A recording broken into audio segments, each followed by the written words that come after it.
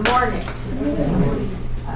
So I want to thank you for being here and coming out on a cold Monday morning, and acknowledge that it's really brave of you, because I know job searching is difficult, and it's especially difficult as we get older. So I want to say thank you, and to acknowledge that what you guys are going through can be really stressful. And so what we're going to do today is talk about a different way to look at your finances. And it's probably not a way that you have thought of before, and probably not a way that anyone has talked to you about finances before. My hope is that you'll have some aha moments in our time together. So I do want this to be very interactive. I'm going to make the assumption, although I forgot to ask about this, but I'm going to make the assumption that whatever we talk about in here today stays in here. And so, again, I've managed money for almost 30 years altogether in my time in the business. My lips are sealed. So there's nothing that I'm going to say outside of this room to anyone else about what you have said, but I will ask for you to share some things about yourself. Not necessarily financial, but I do want this to be interactive, okay? Great. In front of you, or on your table, I have given you a couple of note cards because I'm going to ask you to write some things down. Some will be that you share with other people, some you just write down for yourself. You also have a card of mine there. And if you've missed any questions that we go through, you can go on the site, on my website after this, and there's the bulk of the questions are up there. You can find the link, and of course I'll be here to talk to you as well, all right? So I do want to just, all right, I'm going to talk to you a little bit before we actually start the presentation, because I think it's important for us to lay some groundwork and get to know one another. I was really happy to hear a little bit about all of you. I want to know more, and I'll tell you a little bit more about me as well, although Greg did a great job of setting me up, so I really nothing else to tell you. I do want to have fun, okay? Good. Let me ask a question. Here's the first question. How many of you consider yourselves to be goal-oriented? Show of hands. Yeah, great, because that's a lot of us are, right? We're out there, we've been working, we've put enough years on the body in our career, and we're very goal-oriented. How many of you believe that you can accomplish something without having a goal for yourself? Okay, a few. Okay. So we're going to approach this in that way. I think it's important to understand that there's the money, the finances, and then there's our belief about things. And so I'm going to talk to you about the beliefs about things. And we're going to talk about a framework for decision making that is not financially based. Okay? And I'll liken it to this.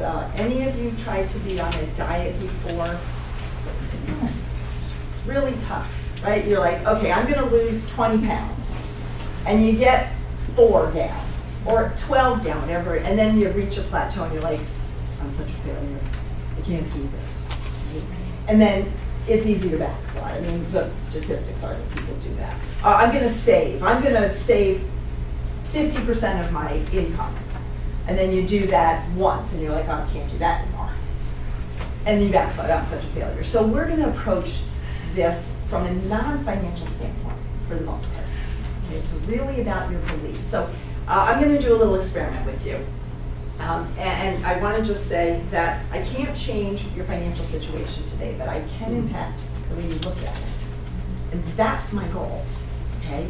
I will take financial questions. As Greg explained, I've been in the business for many, many years. I no longer give financial advice individually in terms of what you should buy or what you shouldn't buy or how you should do it. Or I do some what I call Money Masters coaching. So I help people in making sure they're on the right path. If you look at my card, that's what it says.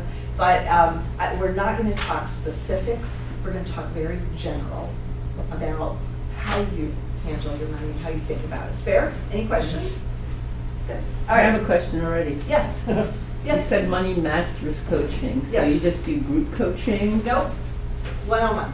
but you it's a general kind of thing about how to look at money. Well, actually, Money Masters is very specific to that individual. So I have people who are just starting out on their path and trying to figure out how to budget and save and put different buckets aside. And I have people who have a lot of money who don't understand what their financial advisors are telling them. And every time they go to ask, the financial advisor basically says, "Don't worry, honey, we've got you covered." Or how can you not know? We've got this much money set aside. What do you know? And so they're afraid to ask. So I sort of function as that. So it's very individualized. Perfect, thank you. Yeah, you're welcome. So I can't change your situation. I can just change your belief about it. And in 30 years of being in business, I can tell you that the belief is what matters. I used to handle the pension plan at a large law firm down here in Washington. And it was amazing to me how many people would walk in earning a ton of money and have nothing to put aside to retirement. Because their belief was, I'm earning a lot of money, I'm going to spend a lot of money, one day I'll get to putting money in retirement. And then there were people who would come in who said, yeah, you know, I'd much rather live in a smaller home and drive not the newest, you know, fanciest car so I can have money for the future. So the belief system is as important, if not more so, than the actual money. Okay, good. Well, let's do a little experiment. Once we get into the slides, I won't be quite so note card oriented. I just want to make sure I'm not forgetting anything. I want you all to close your eyes for a minute. And I'm going to tell you just a little story here. And I want you to think about your reactions and how you feel about it. All right, so everyone's got their eyes closed.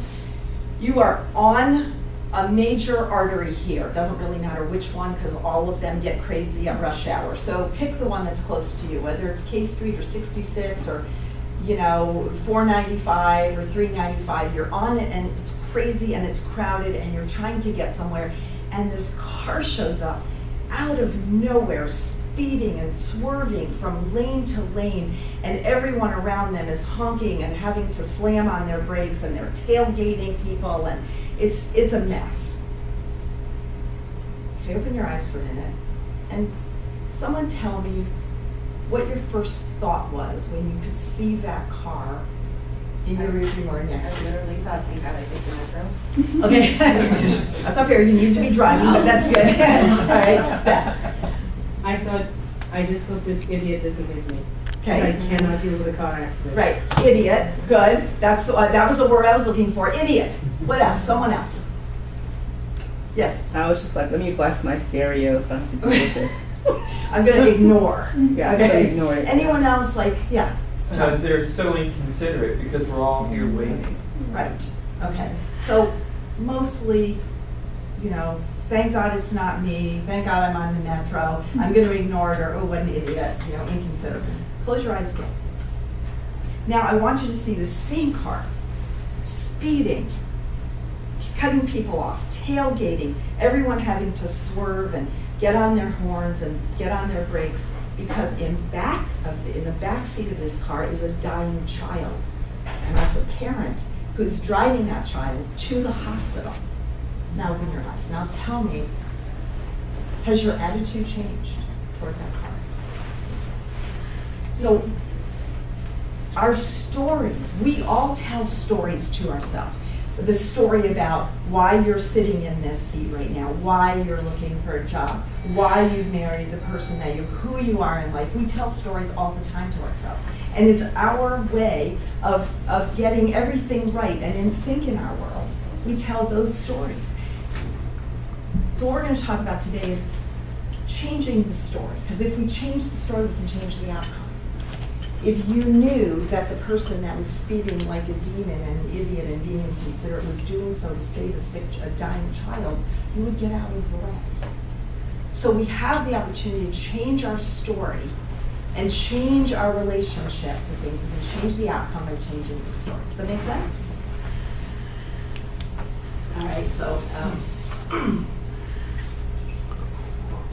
here's another work example of that. You know, you're heading to a meeting, and everyone at that meeting has their cell phone out, which is very typical. But you're running that meeting, and so your story to yourself is, oh, God, these people are so inconsiderate. I've called this meeting, I want to discuss things, but I don't want to actually confront people. So what happens instead is I'm really angry at them, really annoyed at people. Now everyone understands that I'm annoyed at them, so we get less done in the meeting. So what if my story is, I called this meeting so that we can all come together to discuss very important things. And so I'm going to say that to you and get a group agreement that we're here for a short period of time to discuss very important things, and that's our agreement. That's a different story and a different outcome. Right? So in any situation that we're in, we can impact the outcome by impacting the story that we tell ourselves. Okay. So if I asked you, the first thing I want you to do right now on that note card I gave you is, if I asked you to describe yourself, so I want a baseline story. You don't have to write the whole story, just a few words, whatever. And I heard your 3 words that described you today, so a little bit different than that, if you would. But if I asked you to describe yourself and your current situation, what's your story today? And go ahead and write that down, because I'm going to suggest, by the way, that and the reason I've given you these note cards is, and I used to do this, I would have my note cards with me so that I could remind myself what my goals were and what my values were and the things that we're going to get into. So I gave you the note cards. You could actually put them in your purse or put them in the breast pocket of the jacket or whatever, okay? So you don't have to write the whole story, just a couple of things.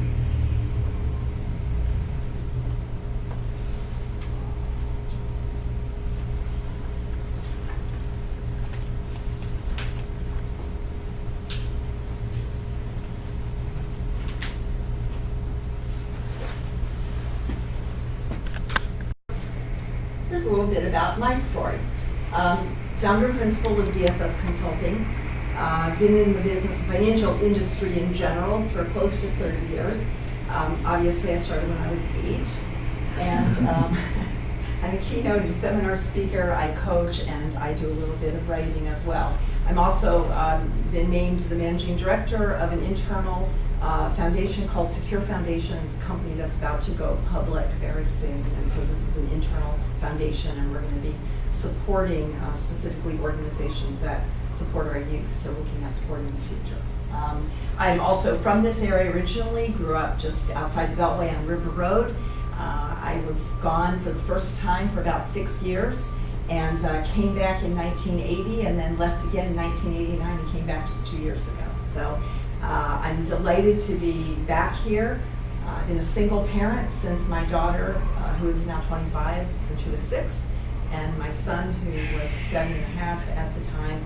He lives here in DC, and he's now 26.5. So it's really wonderful, and you'll see a picture of them in a little bit, because we're going to talk about some things that are very important. But that's part of my story. I've had, like the rest of us, right? We go through, no life is unscathed. I firmly believe that. I used to be quite the planner. And my whole life was, I sat up here, it was a big overview on how my life was going to go. I was a massive planner. 2.5 years ago, I broke my ankle in 2 places, and I couldn't walk or drive because I have stick shift, and it was my left ankle. I couldn't walk or drive for 6 weeks. Single, no partner, kids not around, and I fell apart. I said to the doctor, I don't even know how I'm going to live. Like, how can I take the trash out? How do I get groceries? How do I take a shower, go to the bathroom, do anything in my house? I had a pet at the time. I needed to, take care of the pet. How am I going to do this? And I decided that the only thing I could do was take care of myself for today. I was going to wake up every morning and figure out how to get through today. And then I'd go to sleep at night, and tomorrow I'd wake up, and all I would do is figure out how to get through those hours, because it was too difficult for me to look out at 6 weeks when they told me I couldn't drive for 6 weeks. I couldn't do anything. And that changed my entire outlook on life. Not that I don't like planning and thinking about the future, but I am very much, I'm going to do my best and just get through today. Because when the chips are down like that, at least for me as a planner, it was absolutely devastating to think about that I wasn't going to have a life for 6 weeks. And then you know what happened? Before I knew it, the 6 weeks had passed. It was amazing. because all I had to do was just concentrate on those 24 hours. And some of it I was sleeping, so really just 18. All right, so what's in it for you? What outcomes am I hoping that you'll get from this? I would like for you to get a clear understanding of your emotions and triggers around money, so I'll be asking you some questions about that, and particularly in challenging times. Define your diamonds, we're gonna get to that in a second. I want you to leave with a framework for decision making. I'm big on having frameworks so that helps codify what we're working on and how we think about things. I want this to be very interactive, as I said before. Also, to understand your goals, vision, and obstacles, to align your vision and your actions. So sometimes we're not really in sync. We say we want one thing and then we do things that are specifically contrary to that. Be better prepared to attain your goals and to align your journey partner. I want to talk about that too, because you can have all the goals you want in the world, but if your journey partner isn't aligned with you, you're going to have problems. And when I say journey partner, it might be a spouse, it might be a life partner, it might be children, it might be whoever it is that's on the journey with you that you need to support you. We need to align them as well. Okay? Any questions? All right. So I want to tell you another story. You can keep your eyes open for this one. And I'm going to paraphrase a parable called Acres of Diamonds. And it was originally told across this country by a man named Russell Conwell back in the late 1800s. He was a great motivational speaker, and this was one of his major speeches as he went across the country. So a long time ago, in the country that is now Iraq, there was a man who had a farm. His name was Ali, and Ali was so wealthy and so fortunate. He had a beautiful wife and wonderful children, and he had this big farm and lots of friends, and he felt very content with himself and his position in life, and he felt lucky to be wealthy, and he felt like he was wealthy because he was content and he had these children and friends and a beautiful wife, and everything was just fine. And then one day a stranger came up and they got to talking, and the stranger told Ali that there were diamonds that he could find in other countries. He had to go search for them, and there were diamonds, and he could have 100 times more wealth than Ali had. That night, Ali couldn't even sleep. He was so distraught that he thought he had been wealthy, but there was so much more that he could have. He had to immediately leave. So he was very discontented with his previously wonderful life, and the next day he left. He left the farm, he left his beautiful wife, he left his wonderful children, his community, his friends, and he went out in search of the diamonds. Now he wasn't quite sure what they looked like, but he knew that they would bring him great wealth. I know, right? It's perfect. So sorry. No, it's All right, it's perfect. I want to dance a little bit. Right. All right. So, all right. So he was searched. He searched in all the neighboring countries around Iraq. He went to Africa and searched all through Africa. He went to Europe and searched all through Europe. He couldn't find these diamonds anywhere. He came to the U.S. One state to the next, couldn't find them anywhere, and in absolute desperation, because he had now been gone for several years. He had lost touch with his wife and his wonderful children. He had nothing. He had given everything to finding these diamonds.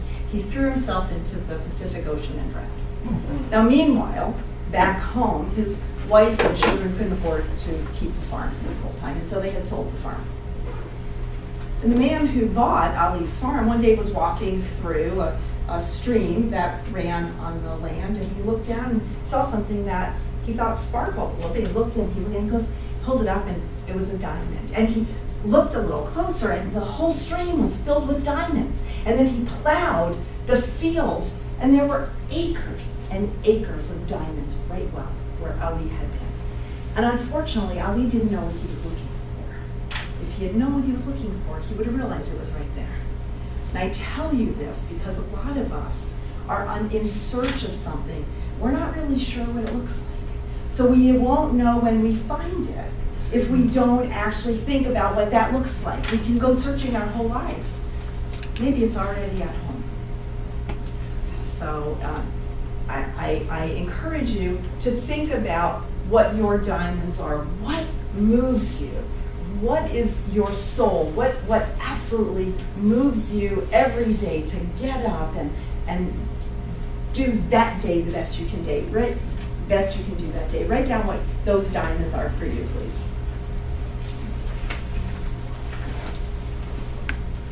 Might be your friends and enjoying the outside and just loving life.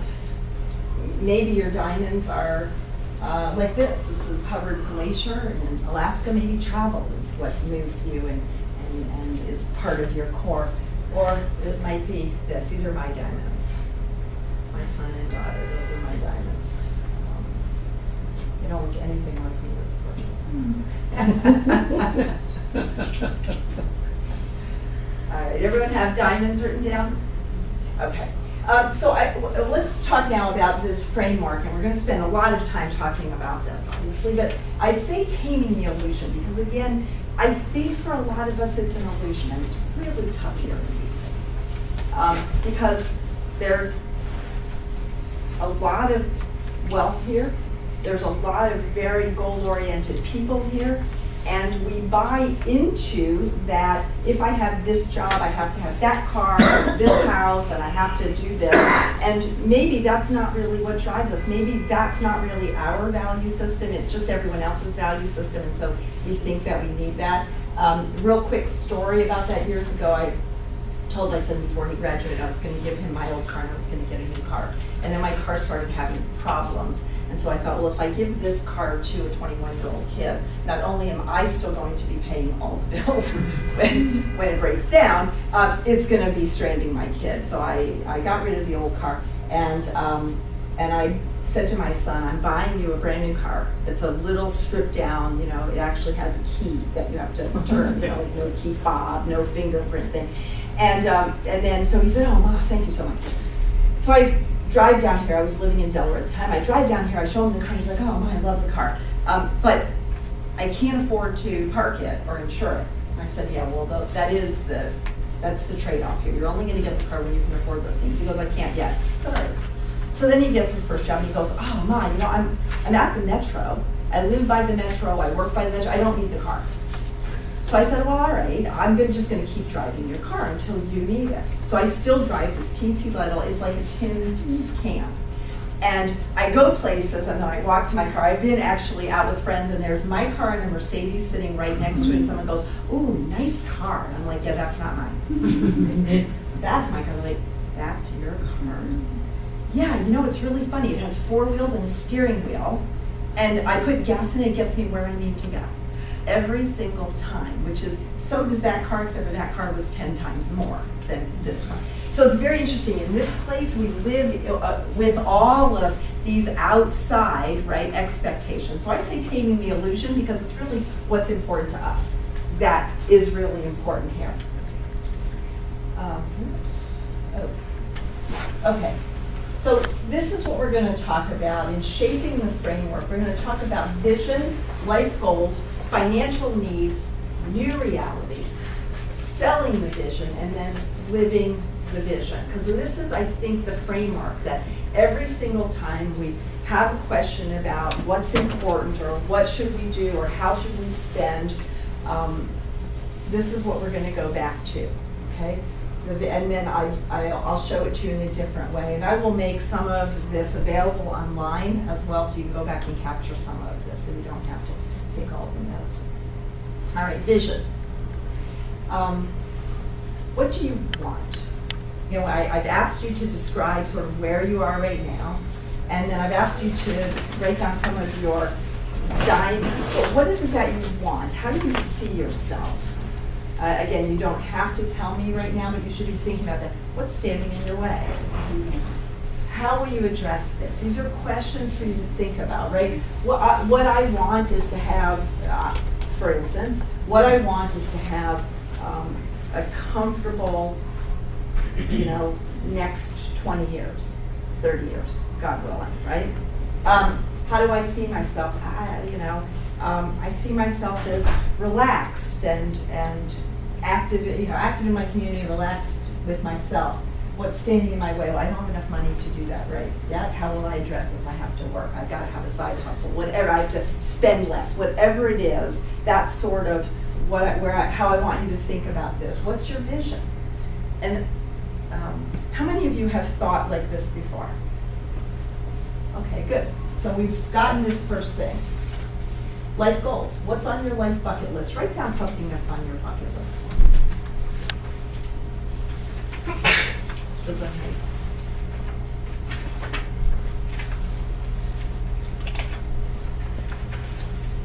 How do you assess that? Maybe it's no longer important to you what's on that bucket list. And how does your current situation change that? So let me just ask you a question. I would sort of like to get some feedback. If I were to ask you right now to tell me how you feel about finances and retirement, how would you respond to that? Stressed. Stressed. And that was one of the words I think you used to describe yourself. Okay, so you've got stress not just for today. Okay. Good. Who else? Anyone else want to share? Yes. Frightened. Frightened. Frightened. Okay. Yes. Overwhelmed. Overwhelmed, stressed, frightened. Oh, any good words? Adequate. Okay. Yeah. All right. That's. I mean, and again, I'm not judging here. I would like to get a full range, but yeah, no judge. Not judging at all. It's scary. It's scary that, I mean, the further we get in life, the less time there is. That's why I talk about reassessing. And in the previous slide, how we address this. Okay, so you can think about this, but really these are not just I thought about it once and I've sort of done the framework. This is an every day or every week or every month, periodic basis. What do I need to do? How am I willing to adapt? How do things change? Financial needs. Here's a good question for you. How much do you need to live the life you have? And then how much do you need to live the life you want? So this is permission for you to change your mind about what you have versus what you want.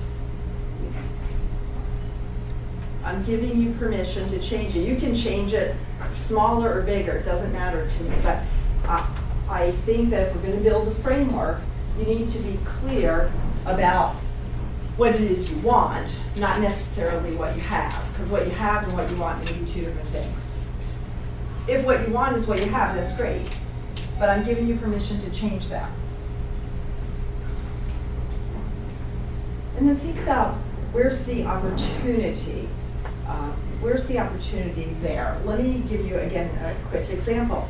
I've worked with several people who have had a lot of money and then due to circumstances sometimes outside of their control, one was caught in a Ponzi scheme and lost a lot of money, 7 figures of money. And someone else declared bankruptcy. And both of them continued to pay for memberships to private clubs. I'm like, okay, why? Well, I mean, I always have. Okay. Do you have the money to do that now? Do you go to the club? Oh gosh, no, I'm so embarrassed because everyone knows what happened. Then why are you paying money to it? So we oftentimes get into this is what I've always done, so this is what I'm going to continue to do. And the real opportunity here is to say, where's the opportunity to change my lifestyle? Where's the opportunity? And then how much can you and will you adapt? I don't know if everyone here is familiar with Rob Gronkowski, who was with the Patriots, right? Just retired. He was signed 9 years ago to play as a 20-year-old. He's almost 30. He signed a $54 million contract to play football with the Patriots. You know what is the most astounding thing about him right now? He's good. He's retired. He doesn't. He never cashed his picture. He never spent any of the money he made for the Correct. Patriots. He only lived off money he made in endorsements. Correct. He lived off the, he has $54 million minus taxes in the bank waiting for him. Now think about all the other, how many pro sports figures build the 45,000 square foot home and buy everyone that's in their entourage the fancy cars, and then they're 35 and have no money. This is a choice. You see, it's so easy for us to live the illusion that we forget that we have the choice to live more mindfully and to live smaller.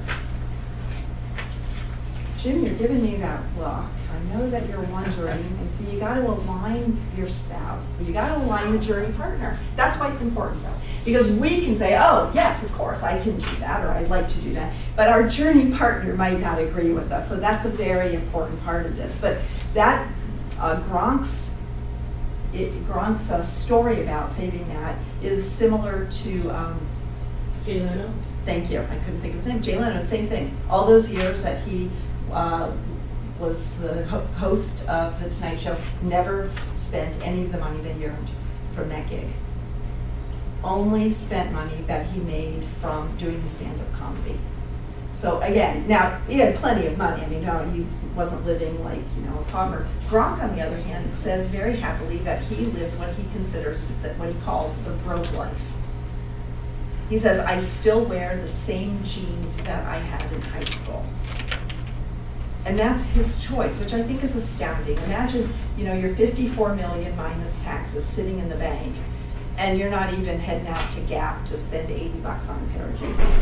I mean, it's just, it's really astounding when you think about the choice that he's made. But we all have that opportunity, maybe not with 54 minus, taxes in the bank, but we all have the opportunity to say, "No, thank you, I'm not signing up for that part of the illusion. This is my life. I get to drive a little tin can if I want, despite the fact that everyone thinks that I should be driving the Mercedes. My bottom sometimes thinks I should be driving the Mercedes because the seat cushions in my car aren't that comfortable, but you know what, it's fine. And until my son says he wants it, I'm driving that car." So you have these opportunities here to live like this. All right, here's another thing I want you to write down. I want you to write down these 4 things. What age do you expect to retire? Because we're going to start to quantify. There's not a lot we're going to talk about quantifying, but we're going to quantify here.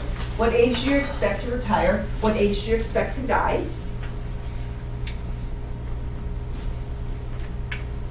I know people look at me funny when I say that, but we treat our money as though it only has to last until a certain time frame. Unless you can tell me what that time frame is, I would tell you that your planning on the financial basis is all wrong. People used to come in and say, "Look, I don't want to leave money to my children. I just want enough until I die." I'm like, "Great, when would that be?" And I'm like, "What?" Like, well, how can I help you plan if I don't know what the date is? So, how do you envision spending time in retirement, and how much money do you put aside to date?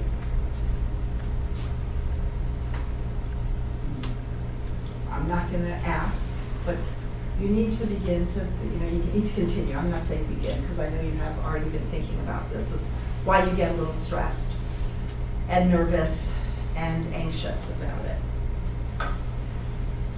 These numbers, are they in sync? So have you put enough money aside that you expect to retire at 73 or 71 or 64, whatever it is? Do you have enough money to last? Are they in sync? Let's really begin to think about, because on another slide we will talk a little bit about investments, investment types, and I'll share with you my thinking on that and get your thinking on that. But so think about, are you in sync right now?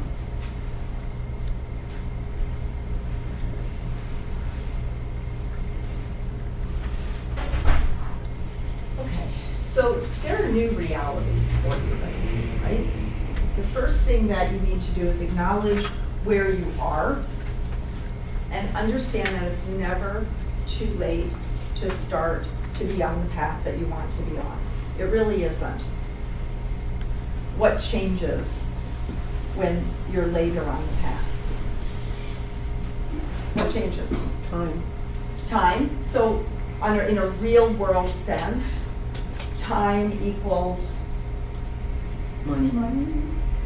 So what changes when you start later on the path is that you have to live a smaller life, put more aside, or earn a lot more money, right? So is it possible? Absolutely. It changes the equation now. So we can't pretend that doesn't change the equation. So again, we get to own our choices. we get to own our values and our vision and what the path is going to be. We have to acknowledge that it's going to change. So we live a smaller, more mindful life. Maybe that's like Gronk.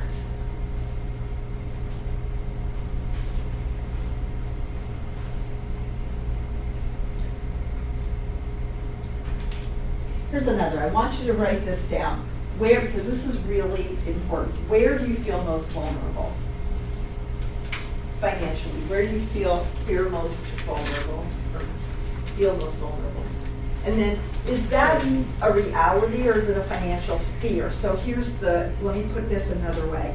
I have $1 million in the bank. I just started my job search. I'm really worried that I might run out of money if I don't find a job in 3 months. No. Yeah, that's a fear that I have, but is it real? I'm not going to run out of money if I don't work for 3 months. So is it a reality or just a fear? And let me rephrase that. Is it a reality or a fear, not just a fear?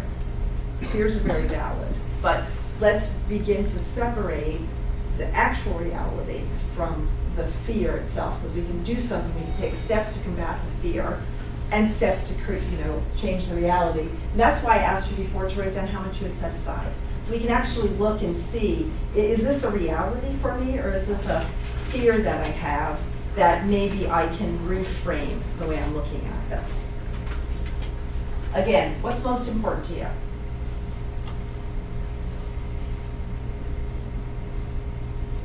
And then how could you make that happen? How could you make what's most important to you happen?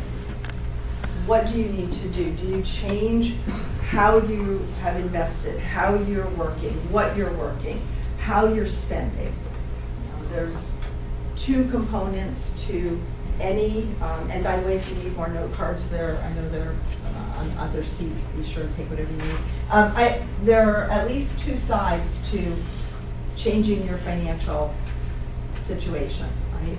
One is earning more, one is spending less. There's also what you invest in and how you take care of your money. So we're going to talk about that in just a minute. But I really would like for you to look at all of this as what's my story, change my story, change the outcome, at least impact the outcome. Any questions so far? I know I'm asking you to write a lot down.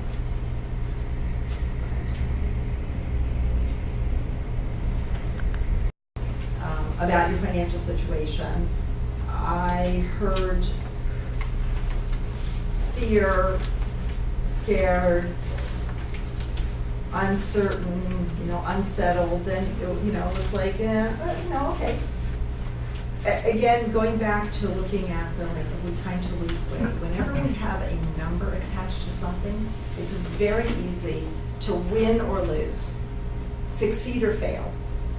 So if we stop looking at the numbers, now it takes money to live, so I'm not saying that it doesn't matter, but that's not how we're going to define success. We're going to define success in terms of what you need, what you want, how you see yourself, what's important, and what are you doing to get there. Because every day you have an opportunity to make those choices. Regardless of where you are right now, every day you have an opportunity to make those choices.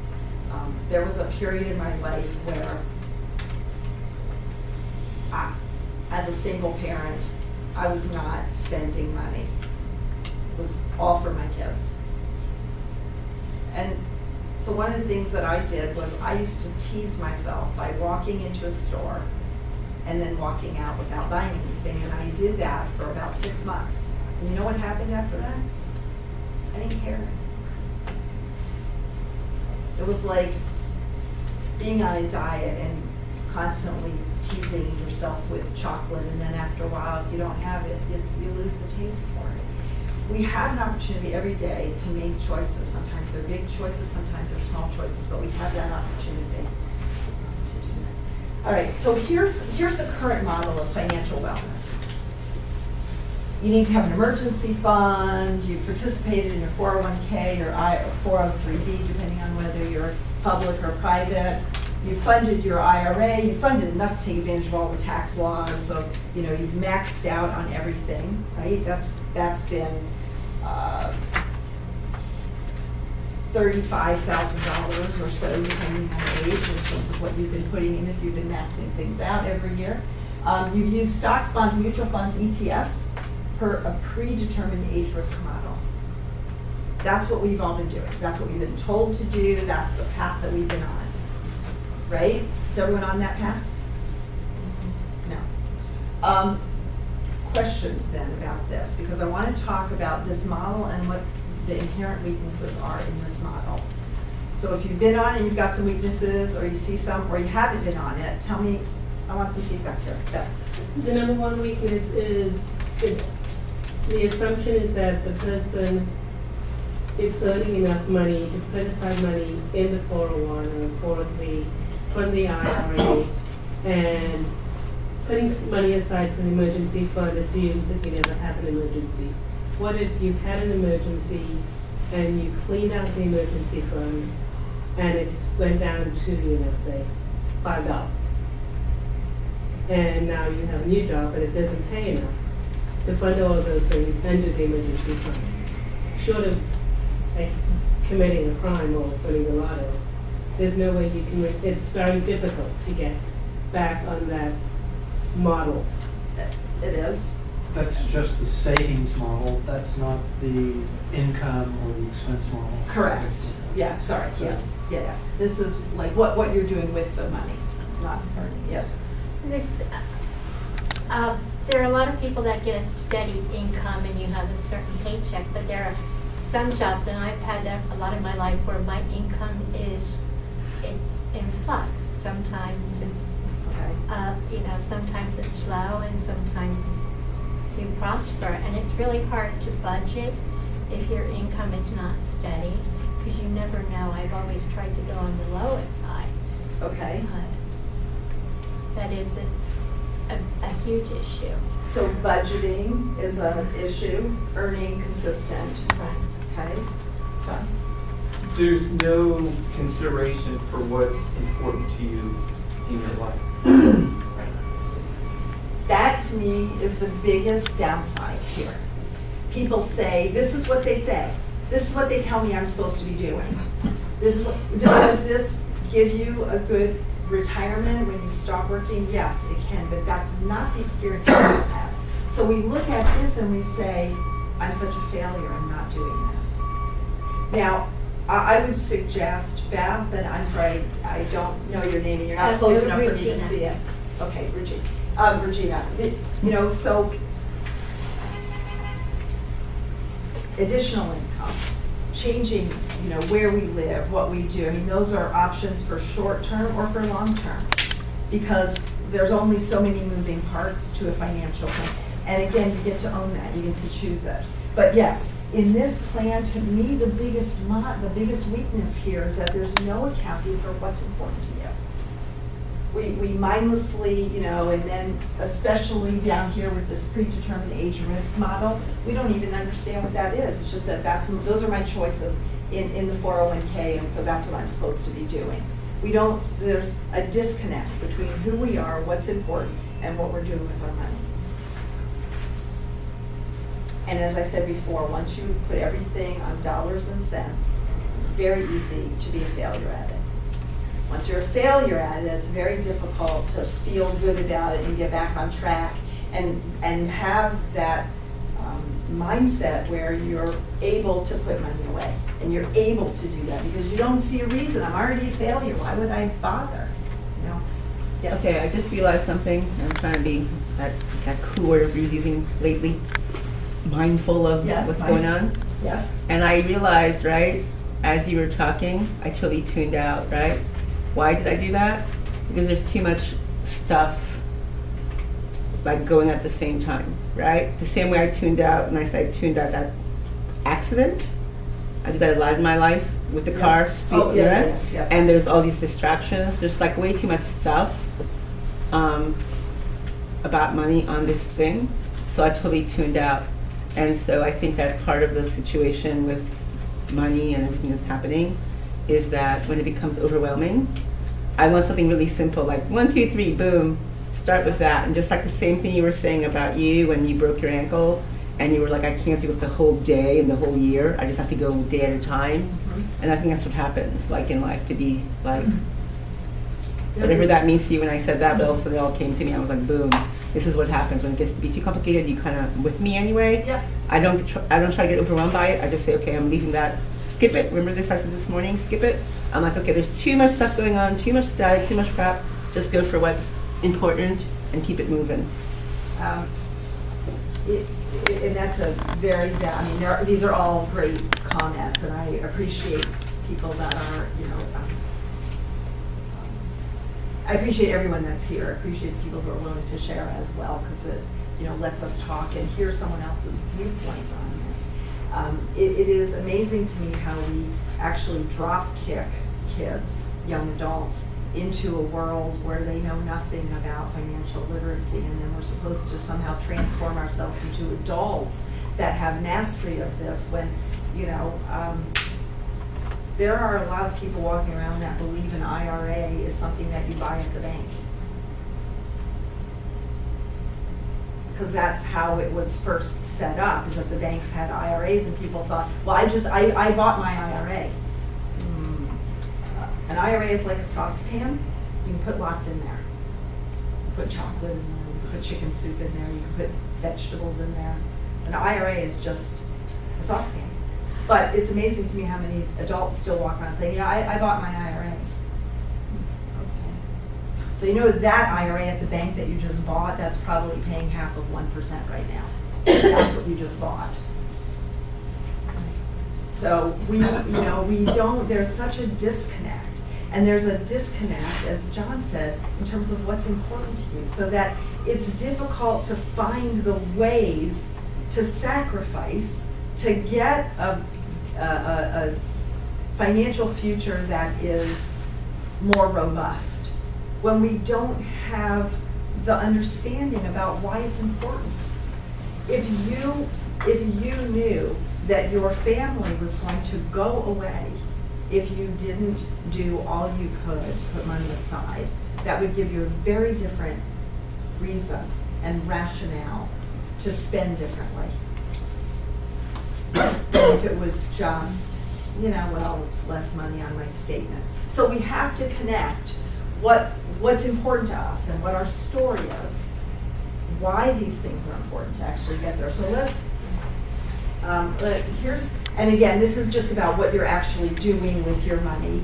And please, stop me if you have questions. The potential, I want you to start with your framework, and I'll show you the circular model in just a minute. Live smaller, live more mindfully. You're going to fund whatever you can with your purpose in mind. Why am I doing this? Not just because they say I should do this and because I can get tax benefits from doing it, but because part of what motivates me is knowing that I'm going to work really hard for X amount of time and then I'm going to be able to relax a little bit and not worry so much.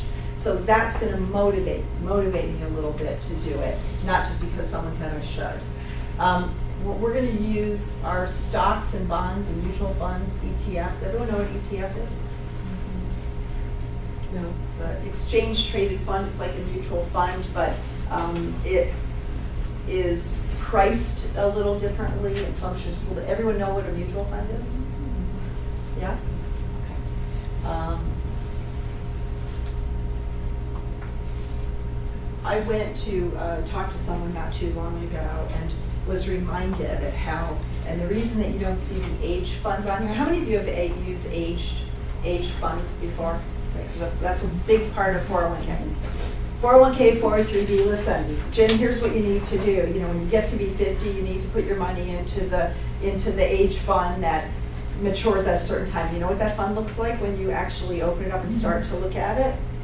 When you get to be 50, it's about 50% cash or cash equivalents, 30% bonds, and a little bit of stocks.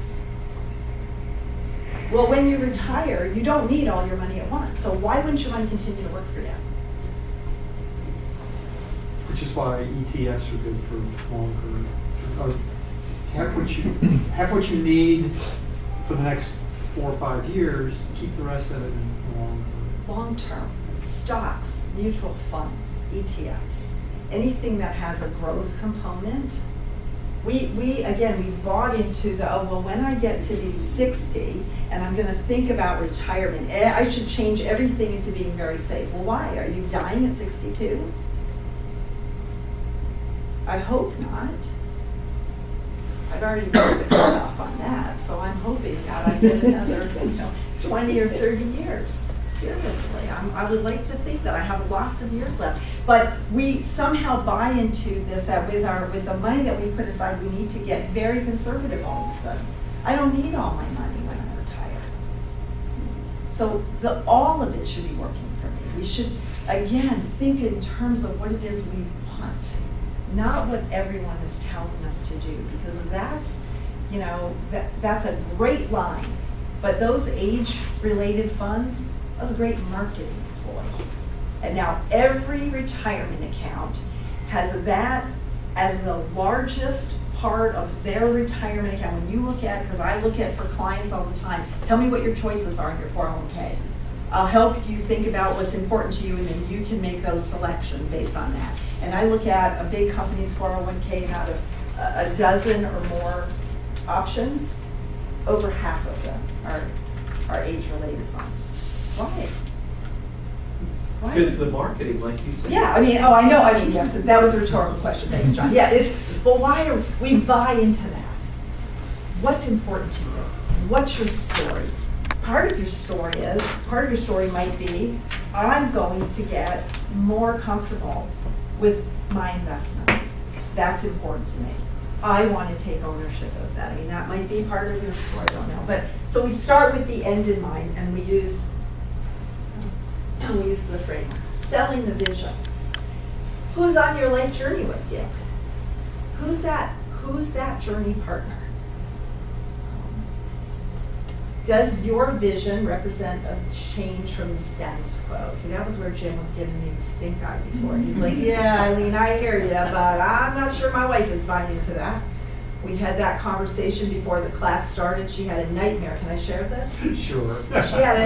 She had a nightmare that he was an artist after he retired, and he said, oh, I like that. Sounds really good. And she said, oh my God, no. I came home from work one day and you were sitting in the backyard with horribly loud shorts and a shirt that didn't match and drinking a beer and with a sketch pad. She said, no, please don't do that. That's like a nightmare to me. So does your vision represent a change from the status quo or not? Because now you got to sort of sell this.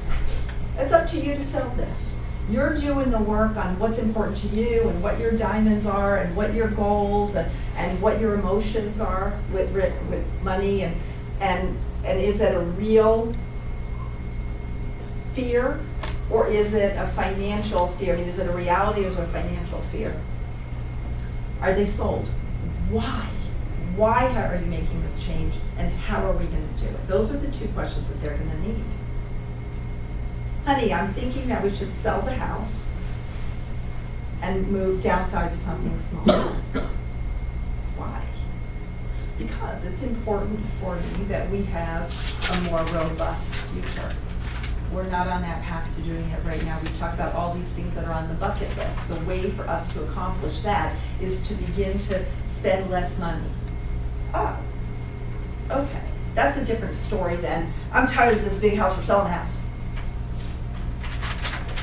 So who's on your journey with you and how are you going to sell them on that? And then living the vision every day. This is your daily mantra. What is it that's important to me? Why am I doing this?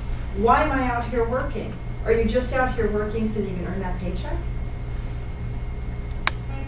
I mean, I get that that's why we work, because nobody wants to, I mean, there's volunteering, but if you're actually working for a paycheck, you'd like to be paid what you feel like you're worth.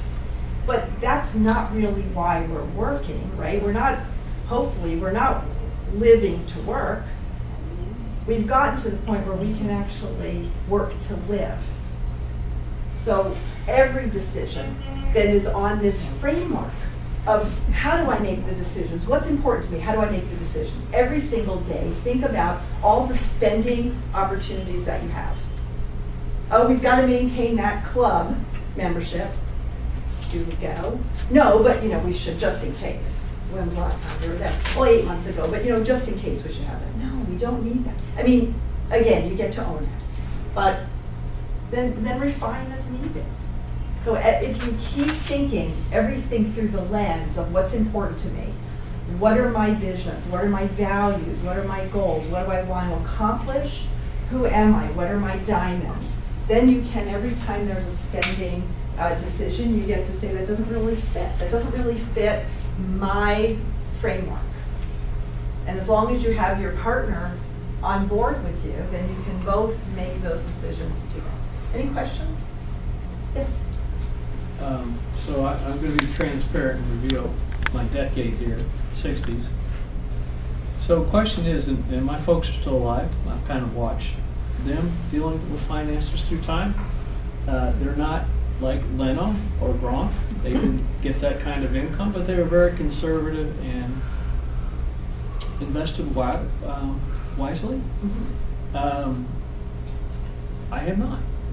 So my bigger question is also, one, healthcare. You can't really call that an emergency fund, but the unpredictability of that, and also housing. Like, you get to the point in time, even if you've paid for your house, let's just say financially, you need to move to assisted living, right? So all those, maybe when we're younger, not anticipated money that's very hard to predict. If you haven't been wisely saving, where does that put you in all this? It puts you now at the point of having to make choices based on what's important to you. So that might be a side hustle. It might be downsizing before you need to do that. It might be not giving money to the kids or as freely as you have. There are all the different aspects of your life that you have to. But yes, as we get older, and especially as you and I were talking about, Greg, in this very uncertain time that we're in right now, where 1 month to the next we've got health care, and then no, we don't have health care. So there's so much that's up in the air. The only thing we can do is continue on a regular basis, previous slide, to, I guess it is on this one, to daily mantra, refine as needed. As things change and we do what we can. I have a friend who's 81 years old. She owns her house. This is an extreme case, but here's an example. She's 81 years old. She just found out she has lymphoma. They say it's very slow growing, so she's not terribly worried about it. And as she says, she says, well, I'm 81 years old, so it's been a good life, but the doctors tell me I don't even need chemo right now. For the last 15 years, she's had a business in Africa. And in the summer, for 4 months, she goes to Africa. To fund that, she rents out all the rooms in her house. And that, even though her house is paid for, that income pays for everything else that she does. And she said to me when I first met her, she goes, my friends think I'm crazy. But they're all tied to their house. They don't have the money to travel. She spends between 4 and 7 months a year traveling. 4 months in Africa. She's from Holland originally, so she might go to Europe and to Holland. She has children in Florida, which is where she is right now. But to her, that was the trade-off. So again, we all have the opportunity to look around and say, how am I going? What is it that's important to me, and how am I going to achieve it? And all things are on the table. Now, your wife might not like the fact that you're going to rent out rooms in your house, but it's a possibility. We might think the first thought that a lot of us would have might be, oh my God, my friends are going to think I'm crazy. My friends are going to think I don't have any money, and that's why I'm doing it. Yeah, well, who cares what your friends think? I mean, really, at the end of the day, you get to do what you want. So we have the opportunity every day. We just have to think about all the possibilities and figure out which of those moving pieces. Look, there's no, one second, I had someone years ago who came to me and he said, I have a 16-year-old child and I haven't saved anything for college. Help me. And I said, okay, can you write me a check for 50 grand right now? And we'll get that to work. And he goes, well, no. I said, well, what else did you think I was going to tell you when you come to me with a 16-year-old child and you want to pay for college and you have nothing put aside? I mean, if we want to actually plan for something that's happening in the future, we start early, or we have ridiculous asks like that. We make huge changes in our life.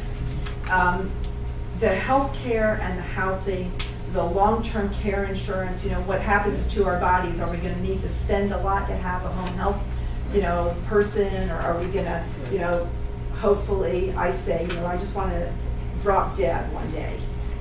I want to be healthy, and then one day and the next day I want to be dead. I just hope that it's in 30-some years. I don't want it anytime soon, but right? But that's a big unknown. There's not an easy answer. No, from a financial standpoint, it's not an easy answer when we haven't planned for it. What it requires is making bigger moves. So when I said at the early on, I said if you start later, there was a slide, I said it's never too late to start, but if you start later, what happens? You have to change more. You have to, do something else. But yeah, that's it's very disconcerting in this country right now, because as older people, not older, right? We don't know what the safety net is. Safety net keeps changing. So that probably is not a really satisfying answer to your question. No, I mean, it's a good attempt, I think. But no, I guess where I started on this, Ilene, was lots of us, if we saw our parents actually retired. Right. A lot of us right now in this place, we don't think we're going to be able to afford it. Right. So changing, if you want to call it the myth or the belief we had earlier, which is going to require even all like the things that you're talking about, things to the side, whatever it might be, good health. But so it's like, my mind is like, well, where do you, it just seems like we're working to the end and then we're going to drop dead. Yeah. That's kind of what it, unless we win the lottery tomorrow or something, Well, my one sister and I have this conversation all the time. I say to her, okay, I've got this great plan. I'm going to rob a bank. This is our joke. I said, I'm going to rob a bank. She's like, great plan, Ilene. But, I said, no, wait, I've got it all thought out. It's got to be in a rural place somewhere that keeps a ton of cash, has no die packs in their cash, no security cameras, but very close to a major highway so I can get in my car and drive. She's like, good luck with that. So this is our big joke. But yeah, we can have the same question about our health. So I'm not going to pick on you. Go ahead. Do you exercise every day? Do you watch what you eat? Do you take care of your health? So we have to be responsible for all of this, right? Because if you want to ensure that you have money set aside, you got to start setting money aside. If you want to ensure that you have good health to enjoy the money that you set aside, you got to take care of your health. Right. And it's a lot to balance, but there's no one else that's coming behind us to do it. So it's a bad answer to that. John, I know you've been waiting. Oh, no, I was just going to say, a lot of people, I would think, have fears that never come to fruition. Right. And so, I would, if I were Greg, would look at worst case scenario. What would I do with this? And can you get through it without all the worry and stress of something that has maybe a 15% chance of occurring? Right. And maybe it's worth taking that 15% chance to not, shore up that part. Again, is this reality or financial fear? I've got $1 million in the bank. I've been out of work for a month. I'm really worried if I don't find a job for 3 months, I'm going to run out of money. That's ridiculous. I have $50,000 in the bank and I've been unemployed for a year and I haven't earned anything. Now you're getting closer to, you probably have reason to worry. Maybe you need to change what you're looking for. So, so we have this option every day. to own it, and then to refine it as needed. And sometimes, depending on our past, our parents, they had the benefit of having come up. They saw their parents come up through the Great Depression, and it changed the way they look at it. We didn't have that benefit. We had the benefit of having families that were in a very prosperous time. Not everybody had that benefit, but in general, there wasn't a big upheaval that our families had to go through, and so we didn't realize the importance, and it's pervasive. It's very pervasive, but, oops. All right, so here's any place you start here is okay. So this is your framework, right? You want to ID your vision, identify the vision. What's my vision for myself? I want to identify my values. Then I want to gain the buy-in if I have the journey partner, right? Otherwise, I don't have to. I live it daily. Every day, every decision I make, I ask myself, does it get me closer or further from my goal? And I can start anywhere. I can live it daily. Every decision I make, I ask, is it closer or further? I have to refine my vision. I refine my values. It's a cycle. But this is the framework for financial decision making. So every decision that you make that has a financial component to it, you begin to use this framework.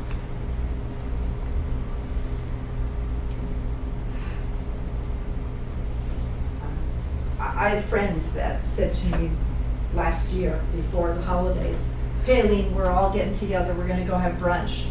You want to come with us for Christmas brunch?" And I said, "Oh, that sounds so much fun. Great, just send me the information." So my girlfriend sent me the information. She said, this whole group is getting together, and she said, Craig and I and blah blah blah. She said, we're all going to this, and she sent me the name. I don't remember whether it was St. Regis or some other.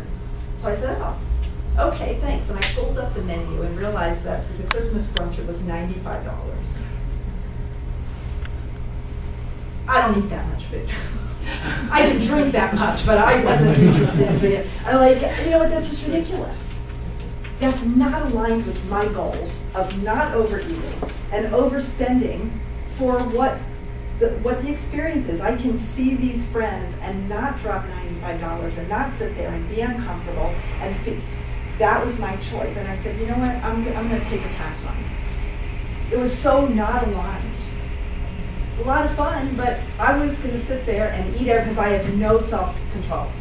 When it comes to food, I've got no self-control. And so I would sit there and I would eat $95 worth of food, and then I'd feel miserable, and I'd want to walk from here to California and back so I'd feel better. So I said, no. Every day we have an opportunity to say that's not aligned with my values, no matter what the decision is.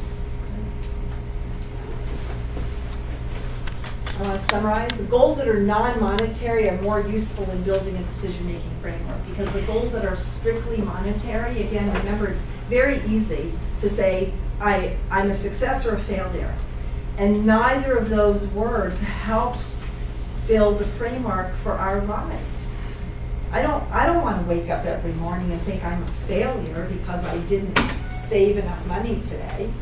I'd rather say this is what's important to me, and I'm going to continue on that path and continue to make decisions based on what's important to me. So the goals that are non-monetary are more useful in building decision-making. Let your framework guide you. Build a consensus with those in your life and align your values and goals, and then live it daily. Every day, live who you are. And that's it. I appreciate the opportunity to talk with you today and spend time, and I hope you've gotten something from this. And my website is here, my phone number, you have all that on the cards that I've given you. If you go on the website, you can look under corporate programs or resources, and there's a highlight in both of those, a live link that takes you to some of the questions that I've asked today, so that you can write them down and keep that with you, so you can pull it out when you're sitting, waiting in a waiting room for an interview, and you go, what's important to me? What do I want? And you can remind yourself every day. Thank you very much.